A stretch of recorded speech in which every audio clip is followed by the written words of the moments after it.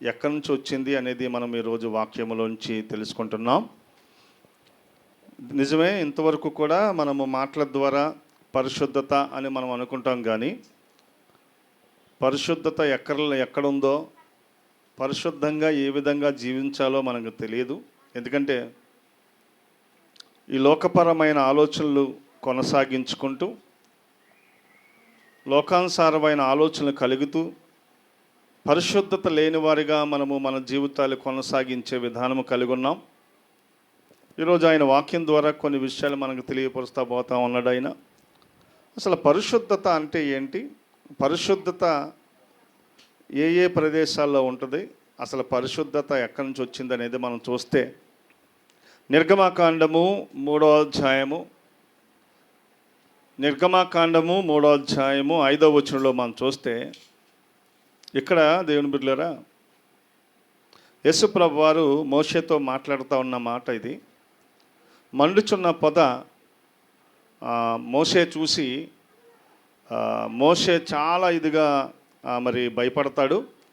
భయపడినప్పుడు యెహోవా దేవుడు ఆ మండుచున్న పొదలో నుంచే మోషేతో మాట్లాడి చెప్తాడు. ఏమేం చెప్పాడనంటే, అందుకు ఆయన దగ్గరకు రావద్దు, నీ పాదముల నుండి నీ చెప్పులు విడుముము, నీవు నిలిచి ఉన్న స్థలము పరిశుద్ధ ప్రదేశము. దేవుని బిడ్డలారా, ఇక్కడ యెహోవా ఎక్కడైతే ఆయన ఉండి ఉన్నాడో, ఆయన ఉన్న ప్రదేశం అంతా పరిశుద్ధ ప్రదేశము. పరిశుద్ధ ప్రదేశం అంటే పరిశుద్ధత అనగా ఎలాంటి అపవాది యొక్క క్రియలు కానీ, అపవాది యొక్క మరి శక్తులు కానీ అక్కడ ఉండని ప్రదేశం అది. ఎందుకంటే దేవుడు ఎక్కడైతే ఉన్నాడో అక్కడ అపవాది ఉండదు.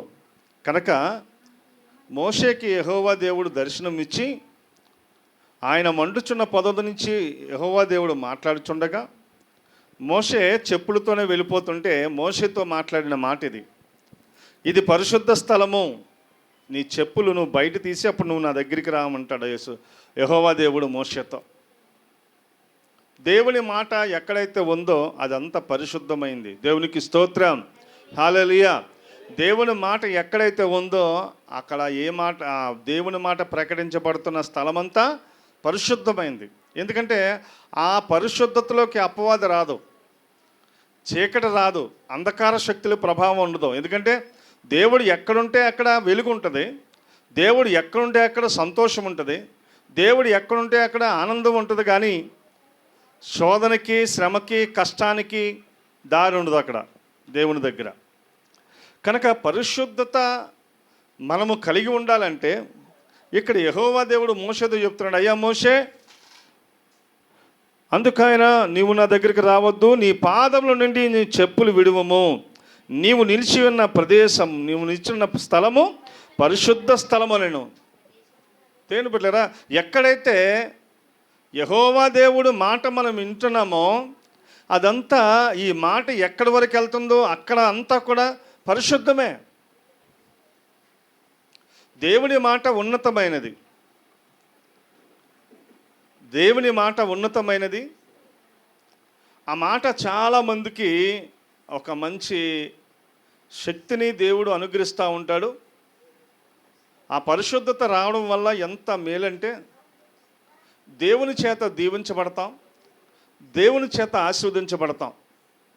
అంటే పరిశుద్ధత ఎక్కడైతే ఉందో అక్కడ దేవుని వాక్యం ఉందని గమనించాలి. పరిశుద్ధత దగ్గర అపవాదికి చోటు లేదు. కనుక పరిశుద్ధత అనేది అది చాలా ఉన్నతమైనది. అక్కడ దేవుని దూతల యొక్క ఏర్పాటు ఉంటుంది. కనుక దేవుని బిడ్డలారా, పరిశుద్ధ స్థలములో మనం ఎప్పుడైతే కూర్చున్నామో దేవుని మాట మనకు చాలా చక్కగా అర్థమవుతూ ఉంటుంది. ఎలాంటి సమయంలో కూడా, ఎలాంటి బలహీనమైన పరిస్థితులకు కూడా మనము ఎదుర్కొనే శక్తిని దేవుడి దగ్గర దేవుడు మనకిస్తాడు. దేవుడు పరిశుద్ధుడైన దేవుడు. అందుకే ఆయన దగ్గర మనము వెళ్తున్నప్పుడు కానీ, మాటలు వింటున్నప్పుడు కానీ పరిశుద్ధంగా మనము మన హృదయాలు నిలుపుకునే విధానము కలిగి ఉండాలి. అందుకే మోషేతో అన్నాడు, అయ్యా ఇదంతా పరిశుద్ధ స్థలము. ఇదంతా పరిశుద్ధ ప్రదేశము గనక నీ చెప్పులు విడిచి నువ్వు నా దగ్గరికి రమ్మన్నాడు మోషేని. వెంటనే మోషే ఆయన చెప్పులు తీసి యెహోవా దగ్గరికి వెళ్ళి మాట్లాడినట్లుగా చూస్తూ ఉన్నాం. దేవుని బిడ్డలారా చూడండి, ఈరోజు పరిశుద్ధ స్థలాలు ఎక్కడెక్కడ ఉన్నాయంటే చూస్తూ ఉన్నాం. చాలా భయంకరమైన స్థితిలో ఉంటున్నాయి పరిస్థితులన్నీ. పరిశుద్ధ స్థలము లేకుండా పోతుంది ఇప్పుడు. ఎందుకంటే దేవుని మందిరంలోకి వచ్చి కూర్చుంటుందంటే అపవాది వచ్చి ఏం చేస్తూ ఉందంటే అది అందరి హృదయాలు ప్రేరేపించి పాపములో పడవేసి అది ఇష్టమైన ఆలోచనలో ప్రతి ఒక్క మనిషిని పడేస్తూ ఉంది. ఎందుకంటే అపవాది ఎప్పుడు కూడా మనుషుల్ని పాడు చేసేది, కావాలని మనిషిని ఏదో విధంగా ఇరుకుని పెట్టేది అపవాది. ఆ అపవాదికి చోటు ఎవరు ఇస్తున్నారంటే మనమే. మన ఆలోచన బట్టి, మన క్రియలు బట్టి దానికి మనం అవకాశం ఇచ్చేస్తున్నాం. అదేం చేస్తుందంటే మనము లేకుండా మనల్ని పడేస్తూ ఉంది. మనము వెళ్తున్న మార్గంలో సరైన మార్గాలు లేకుండా చేస్తూ ఉంది. అపవాది యొక్క ఆలోచనలో నుంచి మనము పరిశుద్ధమైన దేవుని వైపు మనం నడిచేవారుగా ఉండడానికి మనం ప్రయత్నం చేయాలి. చూడండి, అందుకన్నాడు ఆయన ఇది పరిశుద్ధ ప్రదేశము. ఆ ప్రదేశం అంతా కూడా దేవుని ఆత్మచేత నింపబడి ఉంటుంది. దేవునికి స్తోత్రం, హల్లెలూయా. ఆ ప్రదేశం అంతా దేవుని ఆత్మచేత నింపబడి ఉంటుంది. అందుకే దేవుని మందిరానికి వెళ్ళినప్పుడు మనం ఎంతో భారంగా వస్తాం. అయితే ఆ మాటలు, ఆ పాటలు, ఆ చక్కగా వాతావరణం మనకు ఎలా అనిపిస్తుంది అంటే కొద్దిగా హృదయానికి నెమ్మది అనిపిస్తూ ఉంటుంది. అది ఎలా సాధ్యమైందంటే అది దేవుని మందిరంలో ఆయన పరిశుద్ధత కలిగి ఉంటాడు కనుక మనం ఎప్పుడైతే ఆయన పాద సన్నిధికి వచ్చామో ప్రశాంతమైన హృదయాన్ని దేవుడు మనకిస్తాడు. కనుక ఆయన ఉన్న ప్రదేశం అంతా పరిశుద్ధత కలిగిన ప్రదేశం అని మనము భావించాలి. నిర్గమాకాండము 25వ అధ్యాయం 8వ వచనం. నిర్గమాకాండము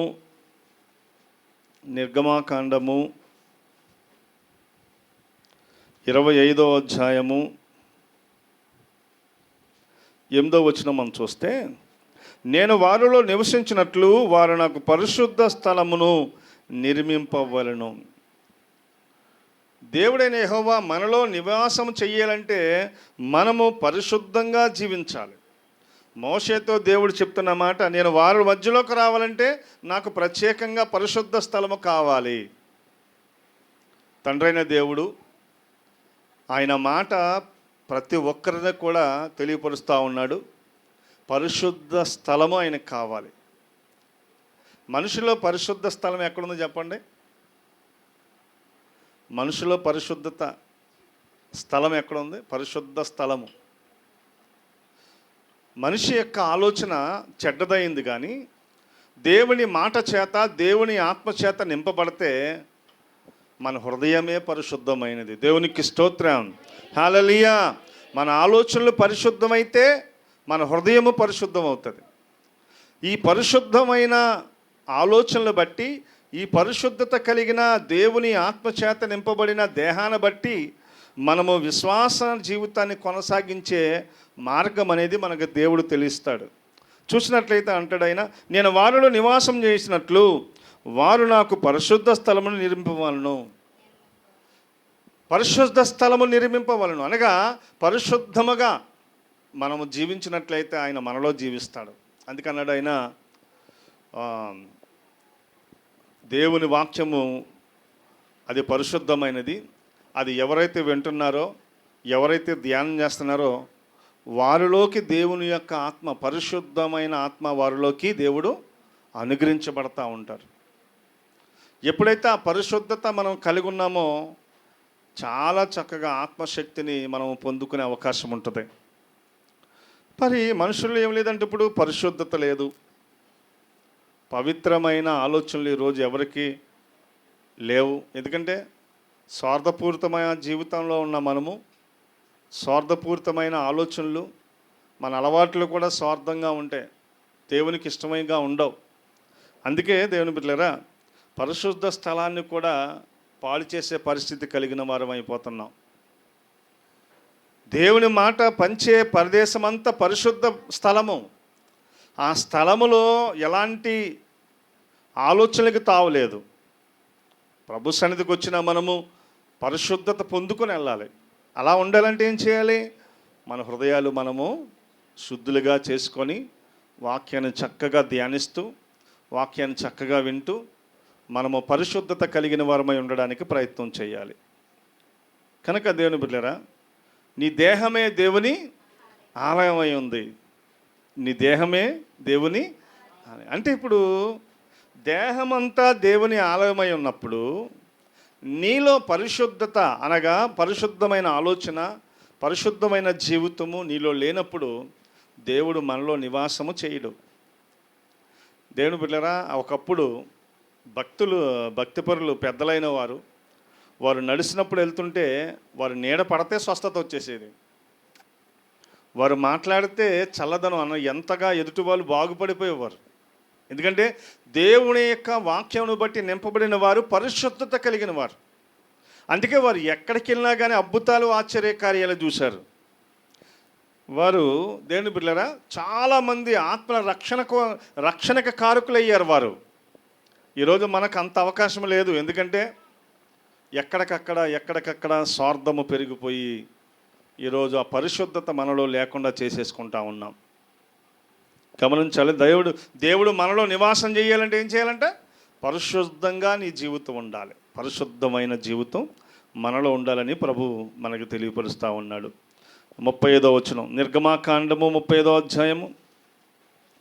నిర్గమాకాండము 35వ అధ్యాయము 2వ వచనం చూస్తే, 6 దినములు పని చేయవలను, 7వది మీకు పరిశుద్ధ దినము. దినాల్లో కూడా ఒక దినము పరిశుద్ధంగా దేవుడు చేశాడు. అది ఎన్నో దినం అంటే 7వ దినం. మనకి మొదటి రోజు ఎక్కడి నుంచి వస్తుంది చెప్పండి? మామూలుగా మనం అనుకున్నట్లయితే చెప్పండి అమ్మా, ఆదివారం మొదటిదా, సోమవారం మొదటిదా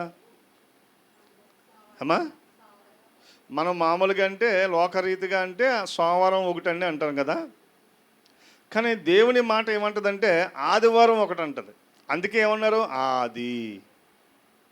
ఆది అని ఎందుకన్నారు? అది మొదటి రోజు. అది మన వారాలన్నిటికల్లా మొదటి రోజు ఏ రోజు? ఆదివారం అంటే మొదటి రోజు. మంగళవారం రెండో రోజు, సోమవారం రెండో రోజు, మంగళవారం మూడో రోజు, బుధవారం 4వ రోజు, 5 గురువారం, 6 శుక్రవారం, 7 శనివారం కదా. ఇది బైబిల్ లెక్క, దేవుని లెక్క. ఇది మానవుడి లెక్క ఏంటి? సోమవారం మొదటి రోజు అంటాం, అంటే ఒక రోజు వదిలేసాం మనం. మన లెక్క ఏమవుతుందంటే మరలా ఆదివారం మనకి 7వ రోజు అవుతుంది. కానీ బైబిల్ లెక్క ఏంటంటే శనివారము 7వ రోజు. శనివారము 7వ రోజు. 7వ రోజు అనగా శనివారాన్ని దేవుడు పరిశుద్ధపరిచాడు. శనివారాన్ని ఏం చేశాడు? దేవుడు పరిశుద్ధపరిచి దీవించాడు. ఆ శనివారాన్ని ఎంత పరిశుద్ధంగా ఆచరిస్తామో అంతగా మనం దీవించబడతాం. ఎందుకంటే తండ్రి అయిన దేవుడే ఆ రోజున ఏం చేశాడంట? పరిశుద్ధపరిచాడంట. చదువుదాం ఒకసారి. 6 దినములు పని చేయవలను, 7వది మీకు పరిశుద్ధ దినము, అది యెహోవా విశ్రాంతి దినము. దానిలో పనిచేయు ప్రతివాడును. అంటే శనివారం ఏ పని చేయకూడదంట.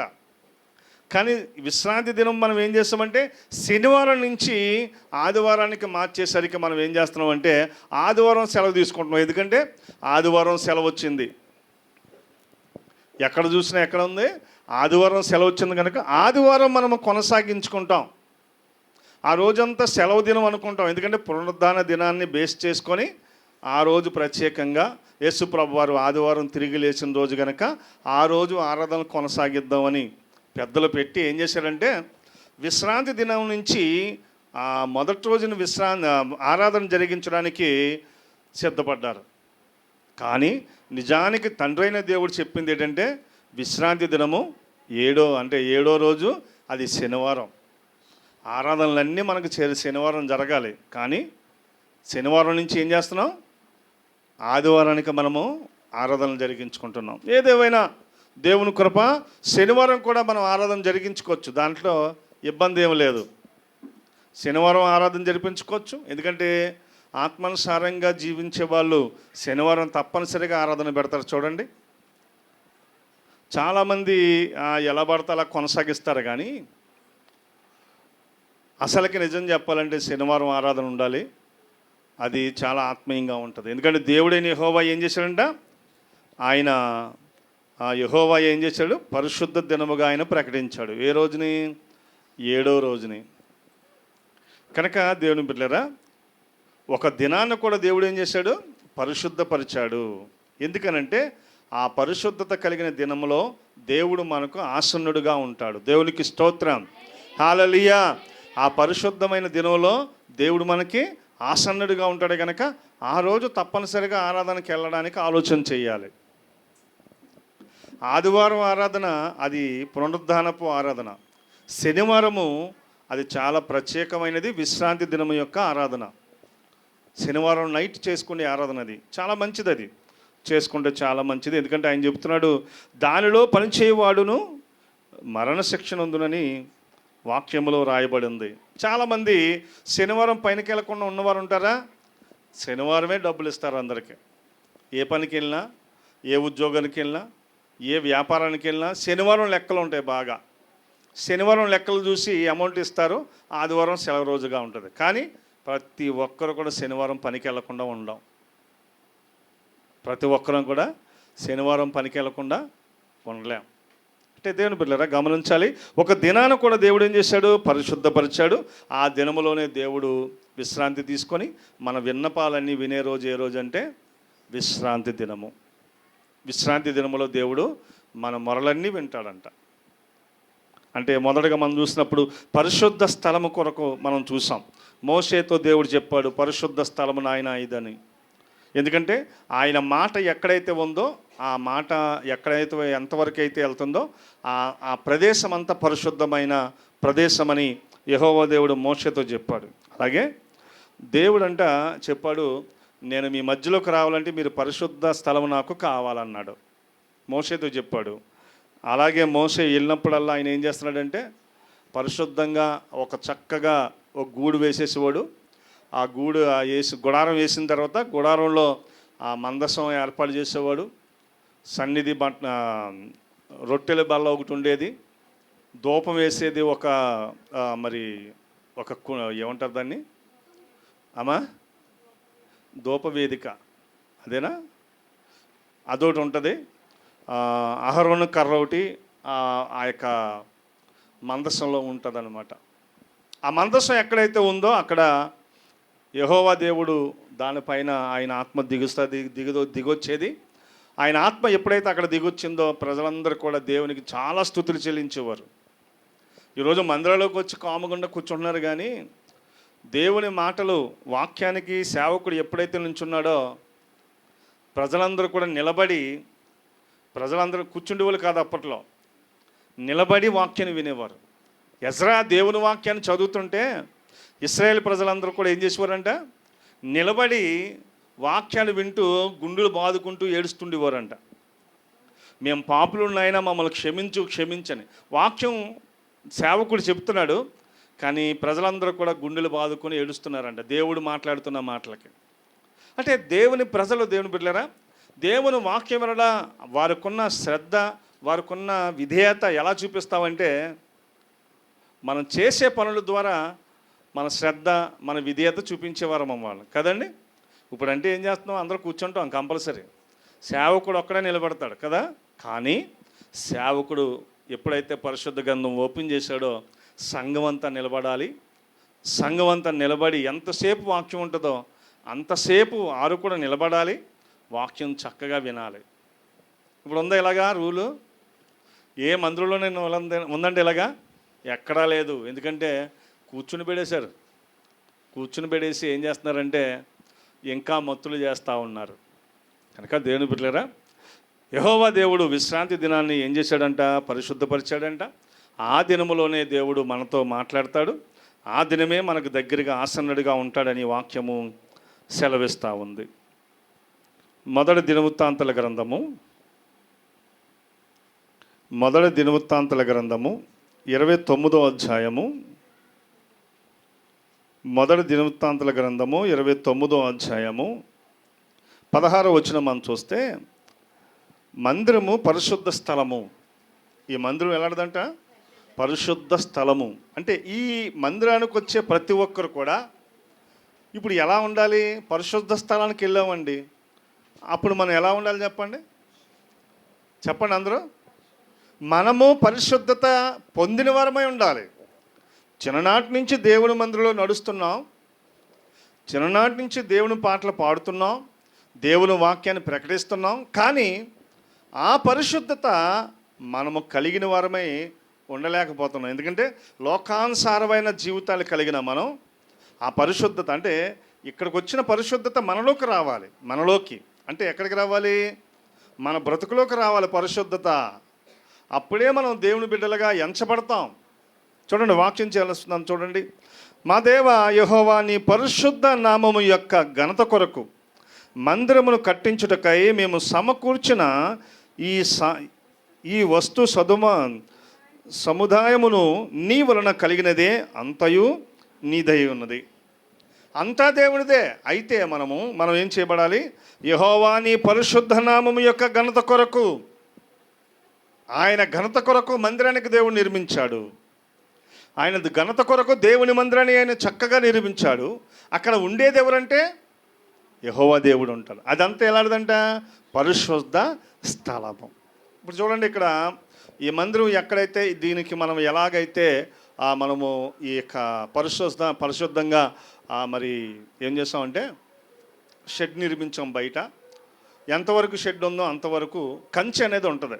కంచె, ఈ కంచె ఎలా ఉంటుందంటే దేవుని ఆత్మ, అంటే దేవుని యొక్క దూతల చేత ఏర్పరచబడుతుంది. మనకు తెలీదు, మన కంటికి కనబడదు. కానీ ఈ కంచె చుట్టూ దేవదూతల సమూహం ఉంటుంది. ఎవరు వచ్చి ఇక్కడికి వచ్చి ప్రార్థన చేసుకున్నా వారి బాధలన్నీ, వారి శ్రమలన్నీ, వారి కష్టాలన్నీ తీరుతాయి. ఎందుకంటే దేవుని మందిరంలో పరిశుద్ధత ఉంది, దేవదూతలు ఈ కంచిగా ఉన్నారు. ఎప్పుడైతే మనం ఇక్కడికి వచ్చి ప్రార్థన చేస్తున్నామో మన మొరలన్నీ దేవుడు చక్కగా వింటూ ఉంటాడు. దేవునికి స్తోత్రం, హల్లెలూయా.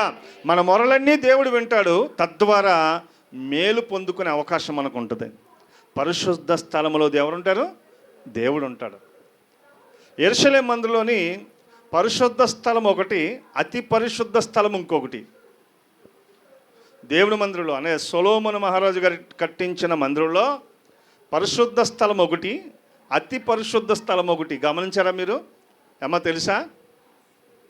పరిశుద్ధ స్థలము, ఇదంతా పరిశుద్ధ స్థలము. అయితే ఇది మాత్రము అతి పరిశుద్ధ స్థలం. ఏది? మందసం ఎక్కడైతే ఉందో అది అతి పరిశుద్ధమైన స్థలము. ఇందులోకి ఎవరు కూడా రాకూడదు. ఒక సేవకుడికి తప్ప ఎవరు కూడా ఇక్కడికి రావడానికి వీలు లేదు. ఇది మీకేమో కంచె అలా వేశారు, పాస్టర్ గారికి కంచె ఎలా వేశారు? ఇది ఇక్కడి నుంచి ఇలాగా కంచె. అంటే ఈ కంచెలోకి ఎవరు రాకూడదు, ఆ కంచెలోకి అపవాదు రాకూడదు, ఈ కంచెలోకి మనుషులు రాకూడదు. తండ్రి అయిన దేవుడు ఏర్పాటు చేసిన ఈ యొక్క నియమం మనిషి యొక్క స్థితిగతుల్ని పరిశుద్ధపరుస్తుంది. దేవునికి స్తోత్రం. కనుక మనం వాక్యం వింటున్న మనము అర్థం చేసుకోవాలి, ఆలోచన చేయాలి. పరిశుద్ధ స్థలం అనేది ఇది. ఈ పరిశుద్ధ స్థలంలోకి వస్తున్న మీరు అందరూ కూడా ఎలాగా మీ యొక్క స్థితిగతులు మార్చుకోవాలంటే ఈ పరిశుద్ధమైన మాటలు విని ఈ పరిశుద్ధత యొక్క ఆశీర్వాదాన్ని పొందుకొని మనము జీవించే జీవితంలో పరిశుద్ధత కొరకు ప్రాకులాడుతూ ఉండాలి. అంటే మన ఆలోచనలు కానీ మన క్రియలు కానీ లోక సంబంధమైనదిగా ఉండకూడదు. దేవునితో మనము మన కుటుంబాలు నడిపించుకునే విధానము కలిగి ఉండాలి. చిన్నలు కానీ పెద్దలు కానీ యవనస్తులు కానీ ఎవరైనా సరే పరిశుద్ధపరచబడడానికి దేవుని మందిరానికి రావాలి. అప్పుడు మన ఆలోచన పరిశుద్ధంగా ఉంటాయి, మనం చేసే పనులు పరిశుద్ధంగా ఉంటాయి, అలాగే మన యొక్క స్థితిగతులు కూడా పరిశుద్ధంగా ఉంటాయి. సేవకుడు ఎందుకు పరిశుద్ధ స్థలంలో ఉంటాడు, అతి పరిశుద్ధ స్థలంలో ఉంటాడంటే సేవకుడు అతి పరిశుద్ధ స్థలంలో ఉండి దేవుని యొక్క కృప పొందినవాడు. అందుకే కదా సేవకు పిలువబడ్డాడు. అతనికి ప్రత్యేకం.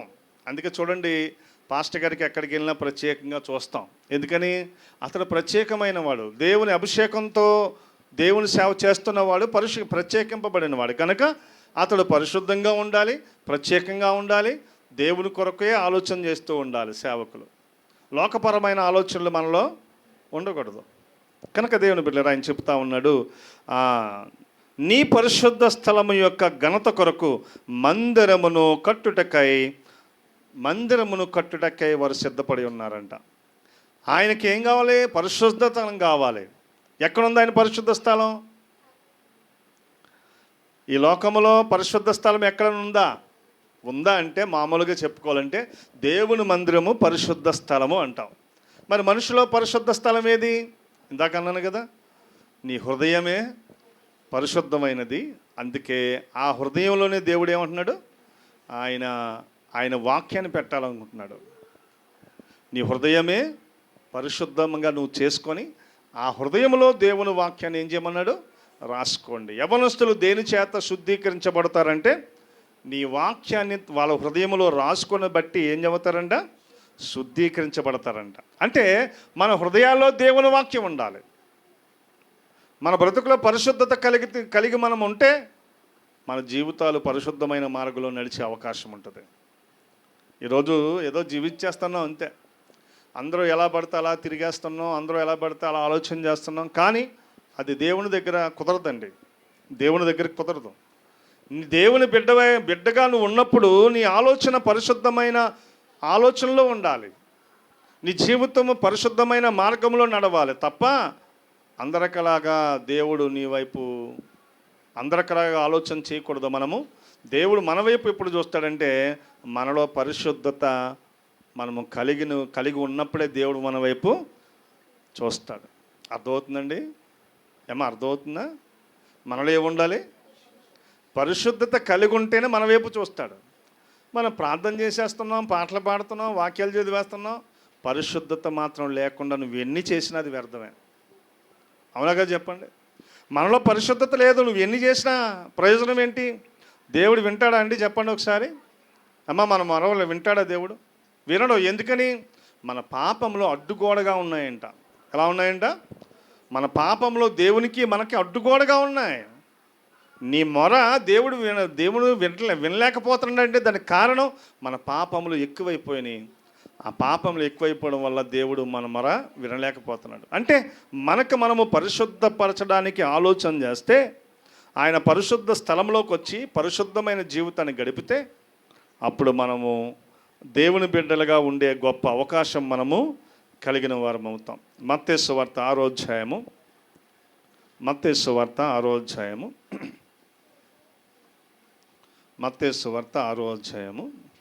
9వ వచనం మనం చదువుకుందామండి. కాబట్టి మీరు అలాగ ప్రార్థించుడి, పరలోకమందున మా తండ్రి, నీ నామము పరిశుద్ధపరచబడును గాక. మనకి దేవుడైన యెహోవా మనిషి యొక్క స్థితిని ఎలా ఉండాలో ప్రభువు నేర్పాడు. ఆయన మన మధ్యలోకి రావాలంటే పరిశుద్ధంగా ఉండాలని నేర్పాడు. ఇక్కడ ఆయన నామం కూడా ఎలాంటిదంట? పరిశుద్ధమైనది. కనుక ఆయన నామాన్ని ఉచ్చరించేటప్పుడు కూడా నీ నామము పరిశుద్ధ పరచబడును గాక అని పలకాల మనం. చూడండి, పరిశుద్ధ గ్రంథాన్ని రాసేటప్పుడు మరి ఈ బైబిల్ పరిశుద్ధ గ్రంథాన్ని రాసేటప్పుడు చాలామంది ఏం చేసేవారంటే, ఇశ్రాయేల్ ప్రజలే కదా పరిశుద్ధ గ్రంథాన్ని రాశారు. వాళ్ళందరూ పరిశుద్ధ గ్రంథంలో యెహోవా అని రాసేటప్పుడు ఏం చేసేవారంట? తలస్నానం చేసి వచ్చి ఆ మాట రాసేవారంట. అర్థమైందా మీకు? అర్థమైందా? యెహోవా అన్న చోట వచ్చినప్పుడు ఏం చేసేవారు? వీళ్ళు లెగిచి స్నానం చేసి వచ్చి అప్పుడు యెహోవా అని రాసేవారంట. అంటే వారు రాసేటప్పుడు కూడా ఎంత పరిశుద్ధంగా వారు ఆలోచన చేసి రాయడం మొదలుపెట్టారు. ఈరోజు మనం ఏం చేస్తున్నాం? రాయబడిన గ్రంథాన్ని ఎక్కడ పడితే అక్కడ పడేస్తాం. ఇది పరిశుద్ధమైనది, ఇది పవిత్రమైనది అన్న ఆలోచన మనము మర్చిపోయి ఏం చేస్తామంటే ఈ పరిశుద్ధ గ్రంథాన్ని ఎక్కడ పడితే అక్కడ పడేస్తాం. ఈ గ్రంథం పైనే రాసి ఉంటుంది ఏమని? పరిశుద్ధ గ్రంథము. ఇది ఎలా చూడాలి మనం? ఎలా చూడాలమ్మా? దేవునిలా చూడాలి ఈ గ్రంథాన్ని. దేవుడే, వాక్యమే దేవుడే ఉన్నాడని నమ్మిన నీవు ఈ గ్రంథాన్ని ఎంతగా నువ్వు హత్తుకోవాలి, ఎంతగా దేవుని కొరకు ఆలోచన చేయాలి. నా చిన్నప్పుడు అండి ఒక విషయం చెప్తాను. నా చిన్నప్పుడు మా ఇంట్లో ఏమీ అసలు వసతులు కానీ ఏమి ఉండేవి కాదు. చిన్నప్పుడు నేను ప్రార్థనకి వెళ్ళడానికి బైబిల్ కూడా ఉండేది కాదు. బైబిల్ కూడా లేదు మా దగ్గర. నేను అప్పుడు చదువుకుంటున్నాను. చిన్నప్పుడు చదువుకున్న స్థితిలో ఉన్నప్పుడు అమ్మా నాన్న ఉండేవారు. నాన్న వ్యసనపరుడుగా ఉన్నాడు. అమ్మ ఏదో ఒక చిన్న పని చేసుకుంటూ ఉండేది. ఇలాగే నానేమో వ్యసనపరుడుగా ఉండి వచ్చిన డబ్బులని తగలేసేవాడు. అమ్మ ఇంటది కట్టలేక, భోజనాన్ని గడపలేక, నన్ను చదివించలేక కొంత బాధపడతా ఉండేది. అలాగా జీవితాన్ని కొనసాగిస్తున్నాం. ఎలాంటి పరిస్థితి అంటే పూరిల్లో ఉండేవాళ్ళం మేము. ఆ చిన్న ఇంట్లోనే ఉండేవాళ్ళం. చిన్న గది, ఆ గదిలోనే మేము ఉండేవాళ్ళం. అమ్మ మమ్మల్ని చక్కగా, మా నాన్న విడిచిపెట్టిన అమ్మ మాత్రం మమ్మల్ని విడిచిపెట్టలేదు. చాలా బాగా చూసింది అమ్మ. ఆ రోజుల్లో 20 రూపాయలు పనికి వెళ్ళేది మా అమ్మ. రోజంతా కష్టపడితే 20 రూపాయలు ఇచ్చేవారు. ఆ 20 రూపాయలు తీసుకొచ్చి ఆ పూట వంట ఉండేది అంతే. కోటా బియ్యం ఇచ్చేవారు కదా, ఆ కోటా బియ్యంని ఏదైనా కూర ఉంటే కూర, అంతే అయిపోయింది. మళ్ళా రోజు పనికి వెళ్తేనే కానీ మాకు భోజనం ఉండేది కాదు. అంత కష్టంలో నుంచి వచ్చాం కనుక మా ఇంట్లో బైబిల్ లేదు. నాకు మాత్రం బైబిల్ అంటే చాలా ఇష్టం. వాక్యం అంటే చాలా ఇష్టం. బైబిల్ లేదు మా ఇంట్లో. ఏం చేయను? ఎవరి దగ్గరికి వెళ్ళి చదవను? తెలిసేది కాదు. కొన్ని కొత్త నిబంధనలు ఈ రోజంటే పంచేవారు, ఇప్పుడు పంచుతున్నారు. అప్పట్లో ఎవరి దగ్గర ఉండేవి కాదు. సరే, ఏం చేసేవారంటే ప్రార్థనకి వెళ్తే పక్కన ఉండేవారు కదా, పక్కన కూర్చుంటారు కదా, వారి దగ్గర చూసేవాడిని అంతే. పరిశుద్ధ గ్రంథం, బైబిల్ అంటే ఎలా ఉంటుందా అని. వాళ్ళు చదువుతుంటే వాళ్ళ మొఖాలు చూసేవాడిని అంతే. నా దగ్గర ఏం లేదు, బైబిల్ లేదు. నా బైబిల్ నేను ఎప్పుడు కొనుక్కున్నాను తెలుసా అండి? నేను పెరిగి పెద్దవాళ్ళని అయ్యాన తర్వాత. మా చెల్లెలు ఇద్దరు పుట్టారు. ఆ తర్వాత నేను చాలా రోజులకి నేను చదువు మానేసి పనికి వెళ్తూ అప్పుడు బైబిల్ కొనుక్కున్నాను నేను. అప్పటి వరకు మా ఇంట్లో బైబిల్ లేదు. ఇప్పుడంటే బైబిల్ ఇప్పుడు అందరిలో ఇంట్లో ఉన్నాయి కదా. బైబిల్ విలువ ఎవరు తెలుస్తుంది చెప్పండి అమ్మ, ఎవరికి తెలుస్తుంది? బైబిల్ ఎవరింట్లో లేదో వాళ్ళకి తెలుస్తుంది. నిజంగా ఎంత ఆశీర్వాదకరం అంటే, నేను బైబిల్ కొన్న తర్వాత మార్కెట్ పేట అని పక్కన చిన్న బజార్ ఉంది చూడండి, ఆ వీధిలో వాళ్ళందరూ కూడా ఈ మాతో పాటు ప్రార్థనకు వచ్చేవారు. అతను మాత్రం మున్సిపాలిటీ అధికారి, మున్సిపాలిటీలో పనిచేస్తాడు ఆయన. బాగానే అమౌంట్ అది బాగానే ఉంటుంది. అయితే వాళ్ళు కొత్తగా మారారనమాట. కొత్తగా మారితే నన్ను అన్నారు, రాజుబాబు, వాళ్ళ అమ్మగారు అన్నారు, రాజుబాబు మా ఇంట్లో బైబిల్ లేదు, ఎలాగా బైబిల్ తెచ్చి పెడతావా అని అన్నారు. నేను అప్పుడే కొత్తది కొన్నాను అనమాట. నేనేం చేశానంటే, నాకన్నా ముఖ్యం వాళ్ళకి అవసరం, ఎందుకంటే వారు కొత్తగా మారారు కనుక వాళ్ళకి అవసరం అని చెప్పి నేను కొనుక్కున్న బైబిల్ తీసుకెళ్ళి వాళ్ళకి ఇచ్చేసాను. ఒక బాబుని, 2 అమ్మాయిలు ఆ ఇంట్లో ఉండేది ఆంటీ గారికి. చక్కగా బైబిల్ తీసుకెళ్ళి ప్రార్థన చేసి వారికి ఇచ్చాను. నా చిన్నతనంలోనే. మా ఇంట్లో బైబిల్ లేదు. కొనుక్కున్నాను ఆ బైబిల్.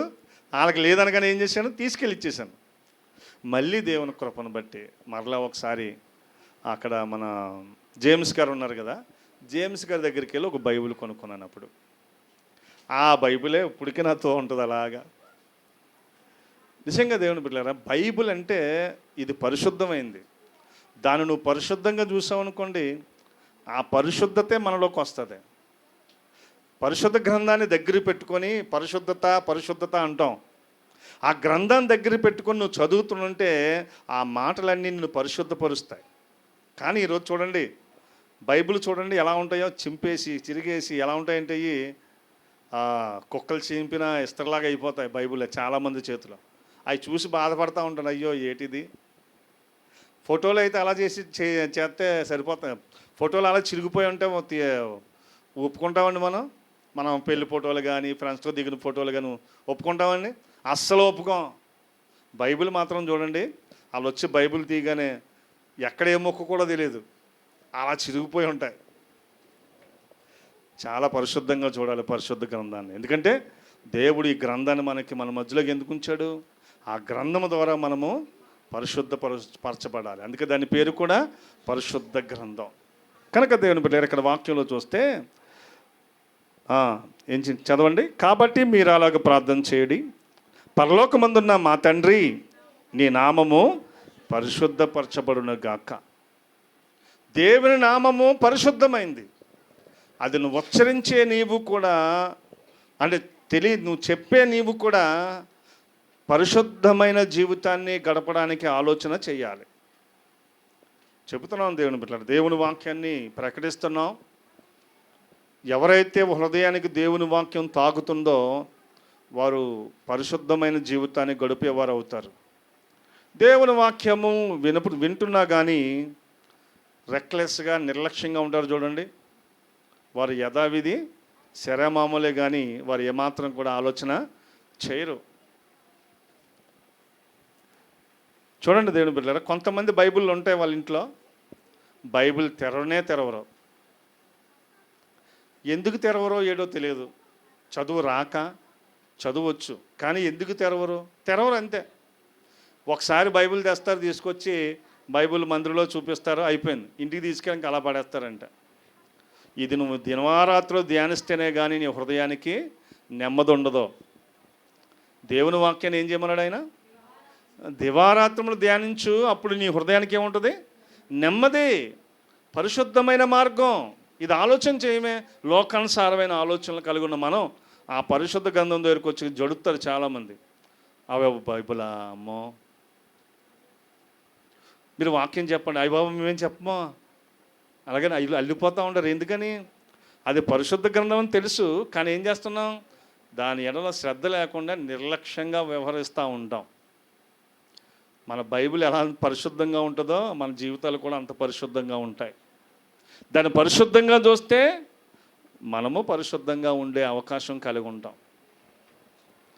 నా బైబిల్ అన్నీ ఇప్పుడు ఏమైందంటే బాగా పాతపడిపోయింది కనుక ఈ పేజీలు లెగిసిపోతున్నాయి. తీసుకెళ్ళి ఇద్దామంటే భయం వేస్తున్నా. బైబిల్ మళ్ళీ ఏం చేస్తాడా అని అతను అతను ఏం చేస్తాడు? దాన్ని కట్ చేయడమో ఏదో ఒకటి చేసేస్తాడు కదా. ఇద్దామంటే భయం వేస్తుంది నాకు. పరిశుద్ధ గ్రంథం అంటే అంత ప్రాణంగా ఉండాలి. ఇదే గ్రంథం కోసం ఒక యవనస్తుడు తన ప్రాణాన్ని పోగొట్టుకున్న అతన్ని మనం చూడొచ్చు.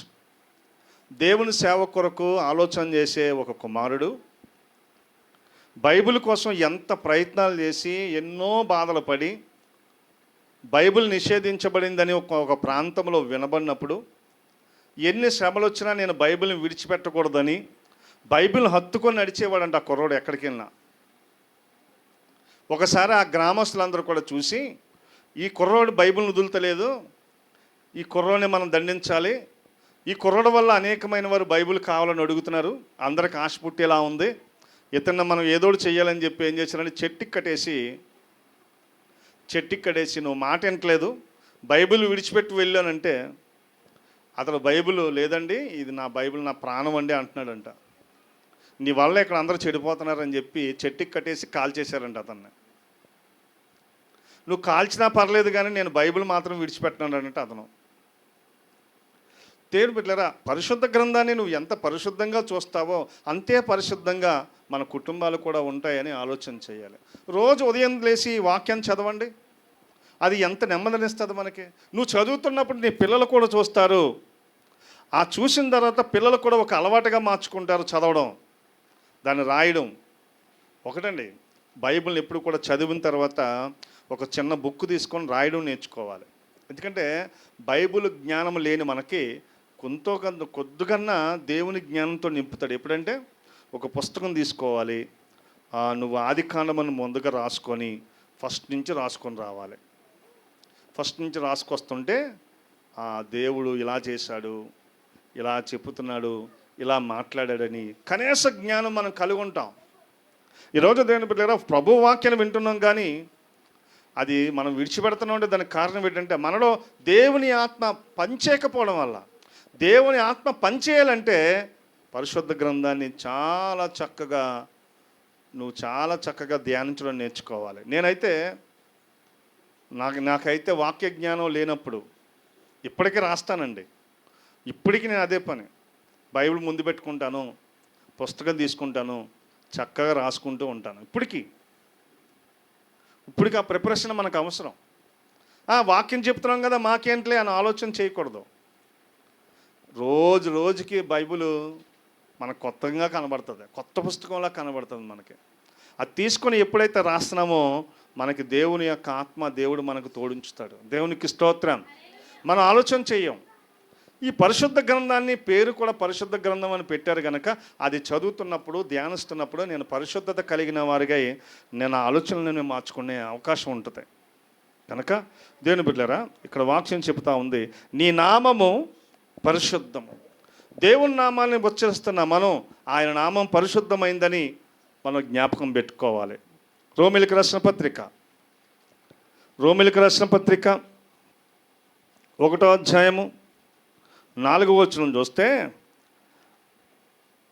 ఆయన లేఖనాలే పరిశుద్ధమైనవంట. లేఖనాలు అంటే ఏంటండి? వాక్యమే పరిశుద్ధమైంది. చదువుదామా? దేవుడు తన కుమారుడును మన ప్రభువైన యేసుక్రీస్తు విషయమైన ఆ సువార్తను పరిశుద్ధ లేఖనముల యందు తన ప్రవక్తల ద్వారా ముందు వాగ్దానము చేశాను. చూడండి, యేసుక్రీస్తు విషయమై ఆ సువార్తను పరిశుద్ధ లేఖనముల యందు. ఈ లేఖనాలు ఎలాంటివి అంట? పరిశుద్ధ లేఖనాలు. ఈ లేఖనాన్ని అనేకమైన వారు వక్రీకరించినా ఇది నీకు దేవుడిచ్చిన ధన్యత, దేవుడు అనుగ్రహించిన ఆశీర్వాదము. దేవుని మాట. ఈ దేవుని మాట వింటున్న నీవు నీ జీవితంలో పరిశుద్ధమైన జీవితాన్ని కొనసాగించే ధన్యత మనం కలిగిన వారమై ఉండాలి. లేఖనాలు అంటే ఏంటి అమ్మా? చెప్పండి, లేఖనాలు అంటే ఏంటి? దేవుని వాక్యమే లేఖనాలు. అందుకే అన్నాడు ఏమని? క్రీస్తు విషయమై ఆ సువార్తను పరిశుద్ధ లేఖనములు. దేవుని వాక్యం అనేది పరిశుద్ధమైనది. ఈ పరిశుద్ధమైన వాక్యాన్ని నువ్వు వినడం ద్వారా, ధ్యానించడం ద్వారా మనము కనీసం పరిశుద్ధత కలిగే వారమై ఉండడానికి అవకాశం అనేది ఉంది. వాక్యాన్ని వినకుండా, వాక్యానికి లోబడకుండా, వాక్యాన్ని ధ్యానించకుండా ఎవరైతే ఉన్నారో ఆలోచన చేయండి. వాక్య ధ్యానం అనేది దేవునితో మాట్లాడే విధానం అని జ్ఞాపకం చేసుకోండి. మనకు వాక్యం అర్థం లేనంతసేపు ఎలా ఉంటుందంటే ఆయన ఏదో చెప్తున్నాడు, ఏదో వింటున్నాం అన్నట్టుగా ఉంటుంది. కాదు, అలా కాదు. వాక్యాన్ని చదవండి, వాక్యాన్ని రాయండి, అప్పుడు అర్థమవుతుంది సేవకుడు ఏం చెప్తున్నాడో, మనం ఏం వింటున్నామో అప్పుడు అర్థమవుతుంది. నువ్వు ఎంతసేపు ఎన్ని దినాలు ఇలాగ నువ్వు ఏదో పరిశుద్ధ గ్రంథాన్ని ముందెట్టుకొని నటించడం మొదలెట్టారనుకోండి, మనకి ఇంకెవరు చెప్పినా అర్థమవుతాం. ఏం చేయాలి? కనీసం మనం చిన్నప్పుడు 1, 2, 3 చదువుంటామండి. చదువుంటాం కదా, ఏదో కనీస జ్ఞానం, కనీసం ఆ రాసుకునే జ్ఞానం అన్నా ఉంటుంది. ఆ రాసుకునే జ్ఞానంతో ఏం చేయాలి? రాయాలి. చక్కగా రాస్తేనే ఆ వాక్యం మనకు అర్థమవుతుంది. ఎందుకంటే ఈరోజు అనేకమైన శ్రమలు, ఇబ్బందులు, శోధనలో పడిపోయిన మనం వాక్యాన్ని ధ్యానించే శక్తి లేదు మనకి. కానీ ఈరోజు వాక్యం ద్వారా, విన్న మాటల ద్వారా మనం వాక్యాన్ని ధ్యానించే విధానము మనం కలిగి ఉండాలి. రానున్న దినాల్లో మన ఆత్మను మనము కాపాడుకునే ధన్యత మనం కలిగి ఉండాలి. కనుక పరిశుద్ధత ఎక్కడున్నది, ఏ విధంగా ఉన్నదని అంటే దేవుడు చెప్తున్నాడు, పరిశుద్ధ స్థలములో దేవుడు ఉన్నాడు. పరిశుద్ధపరచడానికి దేవుని వాక్యం ఉంది. లేఖనాలే దేవుని యొక్క పరిశుద్ధమైన లేఖనాలని, ఆయన మాటే పరిశుద్ధమైనదని, ఆయన నామమే పరిశుద్ధమైన నామమని ఈరోజు పరిశుద్ధ గ్రంథంలోంచి తెలుసుకుని ఉన్నాం. కనుక ఈరోజు ఈ పరిశుద్ధ గ్రంథం యొక్క విలువ తెలుసుకున్నాం కనుక ఇప్పుడు ఎలా ఉండాలి? మనము గ్రంథం విషయంలో చాలా జాగ్రత్తగా ఉండాలి. చాలామంది గ్రంథాల కింద పెట్టరు. అంటే బయట మతస్థులు, బయట వేరే వాళ్ళు ఏం చేస్తారంటే గ్రంథాల కింద పెట్టరు. కానీ మనోళ్ళు మాత్రం ఏం చేస్తారో తెలుసండి? తడిసిపోయినా, నానిపోయినా, ఎలాగైనా సరే ఎలా పడితే అలా పట్టుకుంటారు. కానీ అలా పట్టుకోకూడదండి. పరిశుద్ధ గ్రంథం అనేది పరిశుద్ధ గ్రంథమే. ఇది నువ్వు ఎంత జాగ్రత్తగా నువ్వు చూసుకుంటావో అంతే పవిత్రంగా మనము ఉంటాం. కనుక మరి దేవుని మాటలు విన్న మనందరికీ దేవుని కృప, ఆయన సహాయాన్ని మనందరికీ అనుగ్రహించి దీవించి రక్షించి కాపాడి ఆశీర్వదించును గాక. ఆమెన్. ప్రార్థన చేసుకుందామండి. ప్రార్థన చేసుకుందాం. ఇవాళ చాలా లేటుగా వచ్చారు అందరూ కూడా. చాలా లేట్ అయిపోయింది మనకి.